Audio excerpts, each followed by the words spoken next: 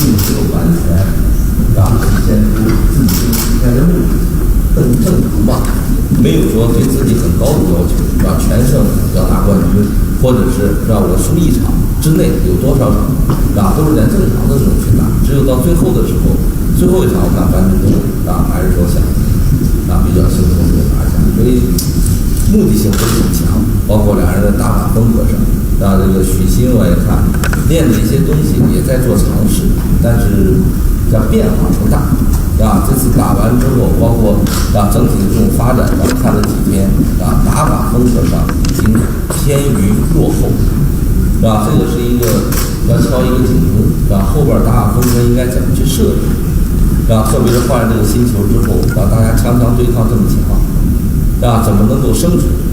在这个周期里面，不是说在这些人的争夺，而是说跟前面的人争夺。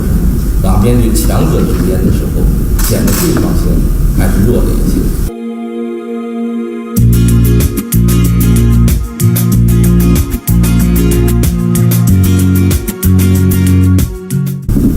这次比赛我感觉有两个队员还是不错，一个徐晨浩，一个刘金手。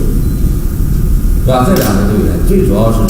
是场上的这种气质，场上的拼劲儿、斗志、取胜的欲望，比较强。这点没有，从你们两个的实力上来说，应该在比赛之前，是不是应该在9名到14名之间？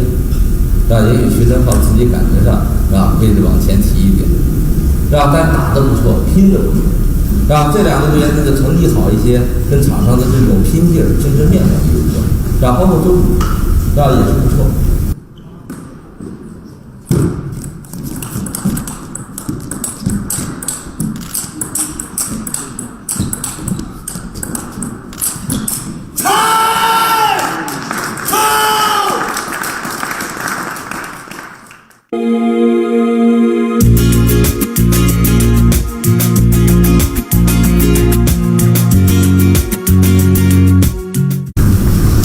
你像后边的最后两名这个王楚钦和于子洋，你们两个不光是球术，在场上的这种斗志，从第一天开始一直到最后一天，全是消极，精神面貌，走路唯独就是你们两个还拿脚后跟走，身子都是散的，你回头看看这个图像。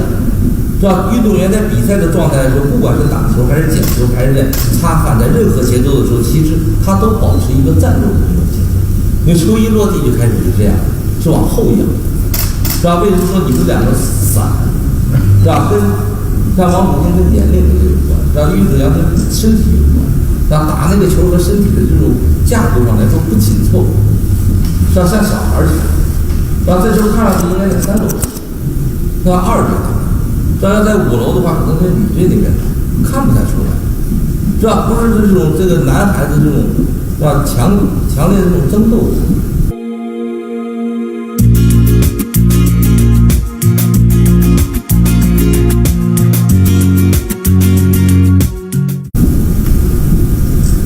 不管说你赢多少场、输多少场，包括教练组为什么掌握2个兵种，说白了就是一个是面对一些主力队员的伤病问题、不可控的问题。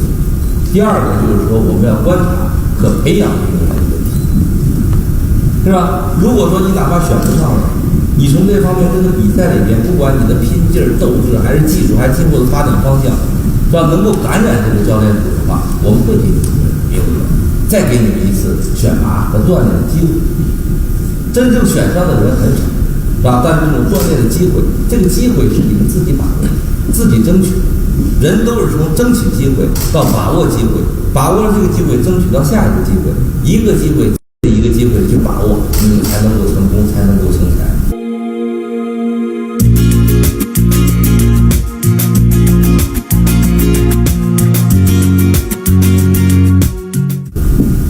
是不是张继科？对吧？他是10年，10年打直通，第2站打出来之后，在最后决赛的时候，莫斯科，决赛才让他上，当时赢了4-5，那球打得也不好看，但是他重要是赢下来，把握住了进入团体的机会，让他自己打，然后愣把王励勤给打下去了，是吧？当时许昕、张继科、马龙3个人通过直通打出3个名额，对吧？后边把王浩、马林、王励勤3个人，当时3大主力，硬生生给打掉。打掉之后，他们3个人去 PK， 掉一个，是吧？这就是抢班夺权，他是抢来的，不是我给来的。你们现在也一样，你们也要抢他们的，这谁不靠抢？靠给就坏了。像10年，他把握了团体赛的，是吧？报名机会，把握住机会之后，到决赛的时候就把握一个3号上场的机会。到了11年的时候，世锦赛单打，是吧？就拿了世锦赛的单打冠军，又争取到了奥运会的参赛资格。奥运会才拿出大满贯，就是一个一个的机会，对不对？那你马龙也一样啊。马龙刚开始08年之后，09年的时候，是吧？位置在张继科之前，是不是？莫斯科决赛也上了，2-0是输给波尔的，对吧？决赛一个赢一场，一个输一场。到11年的时候，到半决赛的时候，单打是输给了王浩，所以12年的时候就没有了。这2场球输完之后，他就没有了单打的机会，是吧？他从12年开始，一直到16年，4年多的时间不输外赛，不管大赛小赛，他就是赢得一个机会，把握一个机会，再去争取一个机会，一直到16年，这样完成大满贯。所以他们整个成才的这种道路都是一样的。所以我们在座这些年轻队员，是吧？你有没有这样的理想？有没有这样的信心？有没有这么执着的精神？有没有这个野心？我看除了樊振东有，对不对？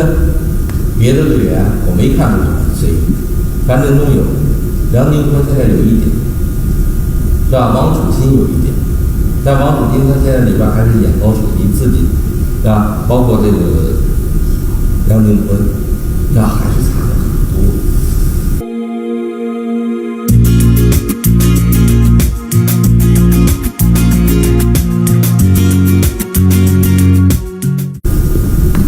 是吧？每一个机会你都不能浪费，是吧？浪费机会的人是会受到惩罚。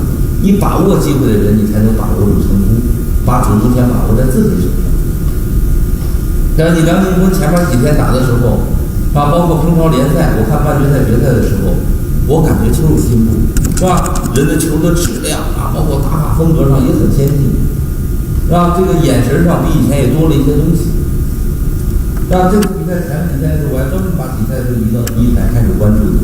哎，我一看好，眼前一亮，至少让我睁开一只眼。这只眼到这2天还没睁开呢，啪上眼前一黑，一闷棍打过去了。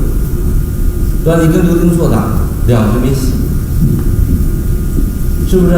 后来这个几场输给方博，是吧？上午又输了一场，我没看到，是吧？机会把握在你自己手上。你前面的时候你是并列第一的，你排名靠前的，到后面呢你就没有了。不是说第一选上和第4是一样的，对教练组来说看的是人，观察的是未来。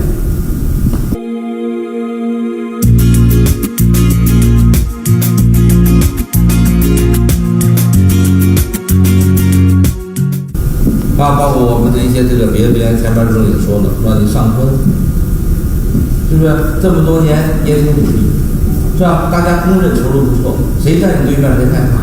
教练组都觉得你实力也挺强，是吧？我也一直觉得你这个整体上也比较均衡，怎么打都应该往前打。但是每次到关键时刻，主动权把握在自己手上的时候都把握不住，为什么？是吧？还是自己人的问题，是吧？是不是那么自信？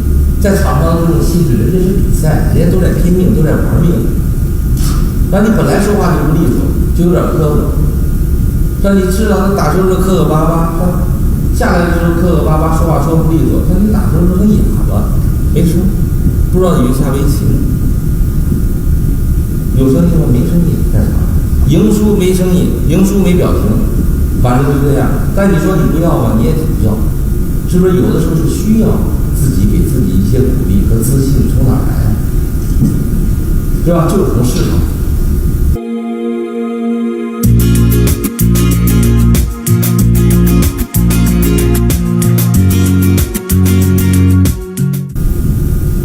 是吧？这第2阶段打完了，让大家好好总结，是吧？最重要的第3阶段，是吧？第3阶段，我们3月3号到3月10号，在深圳，是吧？为了这个比赛，我们也花了很多心血，是吧？也希望打造一个最高水平的这个比赛，是吧？不管是这个场地布置啊、场地设想啊、整个宣传啊，都希望跟以前不一样，是吧？举办这种最高水平的比赛，名字叫什么？地叫最强12人，是吧？牛逼吹得挺大，反正我不敢吹，但人家敢吹了，我们也能接受，对吧？确实别人想打过我们也不容易，是吧？希望这个平台我们的队员怎么去展现，包括张继科和马龙，是不是？前2站第1阶段、第2阶段没让你们打，然后从某种意义上来说，也是照顾你们的伤病，是不是？照顾你们的伤病，希望你们养精蓄锐，能够把身体、技术，准备好。只要有你们2个人出战的比赛，就是世界上最高水平的比赛，是不是？也是万众期待的比赛。希望你们在最佳状态里边，能够展现给大家，是吧？同样，另外10个人，是吧？就以他们俩为目标，打败他们，是吧？打退他们，从他们手上抢过，是吧？2张入场券，对不对？就像当初他们抢别人一样，是吧？只有这样，你们才能够生存，是吧？你想等他们慢慢老去，我告诉你，别想了。羽毛队等林丹等了这么多年。还不退呢？你不打败张继科，他会退吗？你不打败马龙，他会让你位置吗？